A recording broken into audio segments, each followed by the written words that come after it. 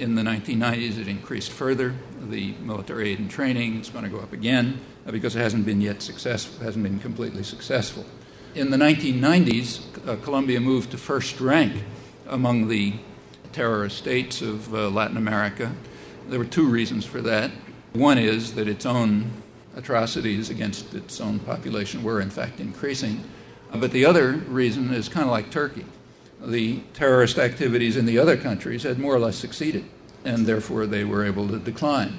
In the 1980s, a couple 100,000 people were massacred in Central America. There were probably millions of refugees and vast destruction, huge atrocities, all organized and directed and armed by the United States, and it more or less worked. So the place is now quieter, kind of like southeastern Turkey, although there's a residue. The Jesuits in El Salvador, the surviving ones, many of them were murdered, but the ones who survived had a conference a couple of years ago in which they described what they reviewed the situation of the last 10 or 20 years of atrocities and pointed out that what remains is what they called a culture of terror, in which the people's aspirations are domesticated with regard to alternatives different from those of the powerful. In other words, you lose hope. You get murdered and tortured and beaten enough, you essentially give up, and your aspirations are domesticated. Here that's called peace, democracy, human rights, demonstration of our nobility, and so on and so forth. In Colombia, we haven't reached that happy stage yet, so it's necessary to move on with the punishment, to escalate the punishment until we can succeed in achieving a culture of terror in which aspirations are domesticated. Nobody should have any problems thinking of domestic analogs right here, incidentally. Well, without proceeding with the horrors in Colombia, what's it all about? There is an official story, the one you know. It has to do with the so-called drug war. That's not taken seriously by any competent analyst, and that's no exaggeration. And there's some very good reasons for it. One reason is that narco-trafficking is part of the elite culture in Colombia. The DEA, Drug Enforcement Agencies, had a major report about a year ago in which they pointed out that at every level of the Colombian government, there's full, direct, and extensive involvement in narco-trafficking. That includes the military, up to their necks in it. It includes the paramilitaries. In fact, the paramilitaries have announced publicly that 70% of their funding comes from narco-trafficking. They're also drug producers. And remember, that's where the money is going, the anti-drug money. This, incidentally, is so extensive in Colombia that it reaches to the U.S. mission as well. The wife of there's a colonel Hyatt, who trains the Colombian counter-narcotics brigades. His wife was just arrested and I think jailed for bringing drugs into the United States, and he's just recently been announced that he's going to have to plead guilty on complicity charges. But the people the sectors of the population to which the arms are going are up to their necks in narco-trafficking, and that's by no means any secret. Furthermore, they're not being targeted. So although the paramilitaries are right in the middle of the narco-trafficking system and are responsible for the overwhelming majority of the atrocities, up to 80% last year, if you can believe the Colombian government, they're not being targeted. That's not where the fighting is going to go, not to the territories that they control. And there's good reasons for that.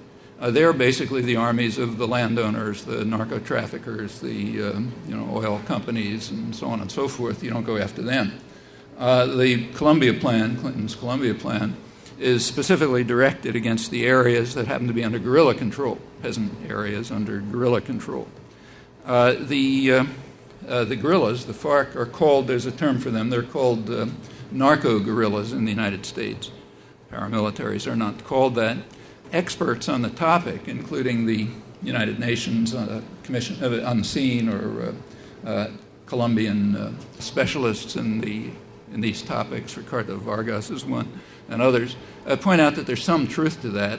As the guerrillas themselves say, they tax coca production, but they tax everything.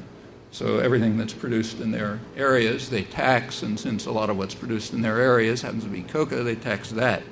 They have also been calling publicly for a long time for programs to develop alternative crops so that peasants won't be forced to produce coca.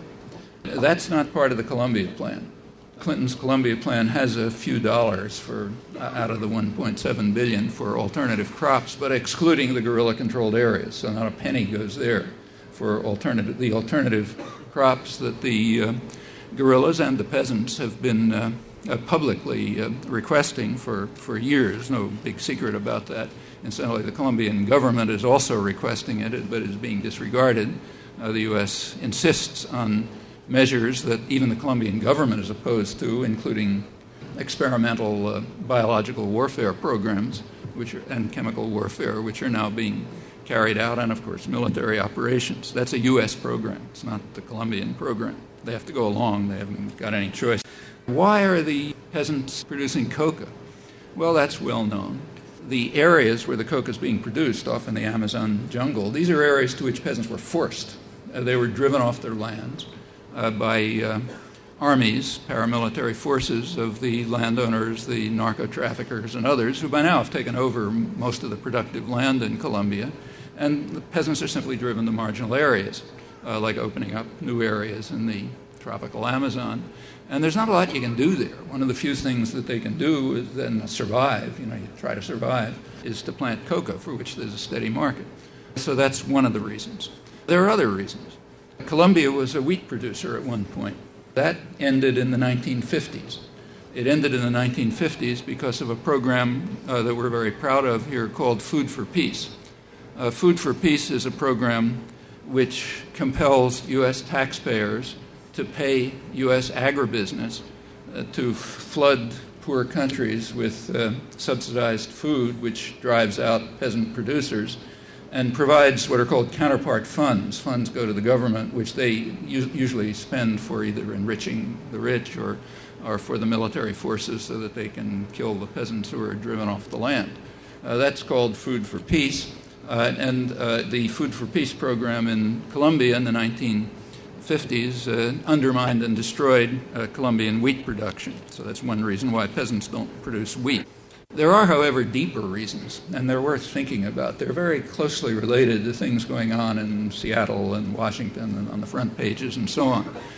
Back in the, as you know, in the 1950s and the 1960s, many countries were liberated from direct imperial rule. How liberated they were, you can ask, but at least they underwent a process of decolonization and they gained a degree of independence. By the 1960s, they were a strong enough force in the world so that their voices could be heard. Incidentally, that ended with the end of the Cold War. Perhaps the major effect of the Cold War, the end of the Cold War, was that it eliminated the possibilities for non-alignment, for independence, for the South, so-called South, the former colonial countries. As long as two gangsters were running the world, one global gangster and one regional gangster, it was possible, there was a certain space for independence. When the regional gangster disappeared and the global gangster runs the whole world, that's gone. And you can see it very clearly, so all sorts of indices. One index is foreign aid, which was never very high, but since 1990 has been declining everywhere, and in the United States, which has the worst record among the industrial countries, essentially disappeared.